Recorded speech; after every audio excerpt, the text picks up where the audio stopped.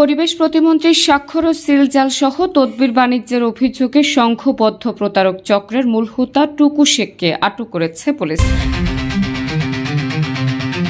পরিবেশ, বন ও জলবায়ু পরিবর্তন মন্ত্রণালয়ের প্রতিমন্ত্রী লায়ন ডক্টর শেখ ফরিদুল ইসলামের স্বাক্ষর ও সিল জাল করা সহ বিভিন্ন দপ্তরে বেআইনিভাবে তদবির বাণিজ্যের অভিযোগে মোংলা একটি সংঘবদ্ধ চক্রের মূল হোতা টুকু শেখকে আটক করেছে পুলিশ। এই চক্রের বাকি সদস্যদেরকে আটকে পুলিশের বিশেষ অভিযান চলছে।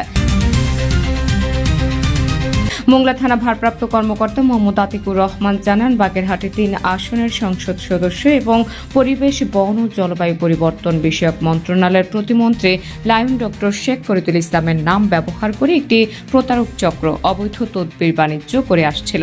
এমন অভিযোগের ভিত্তিতে রবিবার দিনভর পুলিশ প্রযুক্তিগত কৌশলের মাধ্যমে অভিযুক্তদের অবস্থান শনাক্ত করে। পরে বিশেষ অভিযান চালিয়ে এই চক্রের মূল হোতা টুকু শেখ আটক করে পুলিশ।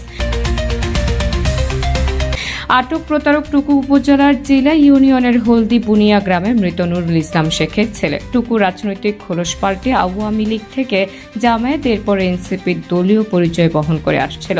অত্র বাগেরহাট ৩ আসনের এমপি, বাংলাদেশ সরকারের বন, পরিবেশ ও জলবায়ু মন্ত্রণালয় বিষয়ের মাননীয় মন্ত্রী জনাব শেখ ফরিদুল ইসলামের নাম ব্যবহার করে একটি চক্র বিভিন্ন তদবির বাণিজ্য করছে মর্মে আমরা গোপন সূত্রে তথ্য পাই।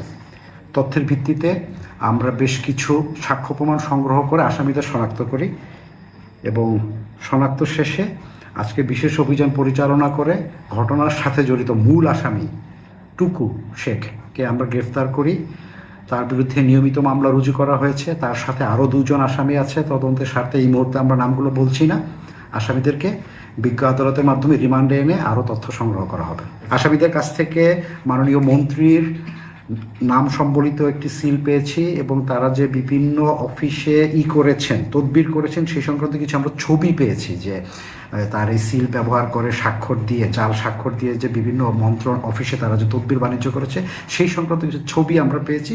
তদন্ত কার্যক্রম চলমান আছে। সর্বশেষ টুকু শ্রমিক দলের পরিচয় দিয়ে আসছেন।